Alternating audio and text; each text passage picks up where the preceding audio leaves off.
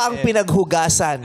Yes. Okay na po tayo. Ayan, ilabas muna natin ito. Ancho, maraming salamat. Tumulong ka ng laki mo ng mga... Wow, si Anjo, bisita natin si Anjo eh. Magitna ka na, anak. Ganda-ganda ng jacket eh. Ang laki ng anak ko. Laki ng panay Ang pa laki yan. ng tatay niya. Okay. So, ano napansin mo sa ikinilos nila? Paano maglinis ng isda si number 1? Si number 1 sobrang bilis. Tapos naglo-no look pa siya eh. No look? Naglo-no look siya ng tanggal. look. Para sa basketball, no? Basketball eh. Pinapanood. Nakatingin dito shoot pero yung court niya sa kabila pala. Parang jam. Malili. O, gumutas na rin. Jamurant. Jamurant. Diba nakita mo si Jamurant? Ito lang Lumilipad yun. Badip, tilmaan yung dibdib. Kala ko nangyari na injury si Jamurant. Tanginig. Bakit?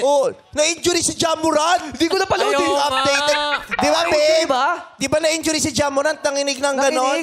Naipit yung kanyang shoulder. Nako. Oo naman. Kasi Sino mo siya, umupensa siya eh. Eh, may nakadepensa. Pag ano? Pumpas siya dito sa... Dito? Tapos dito pala.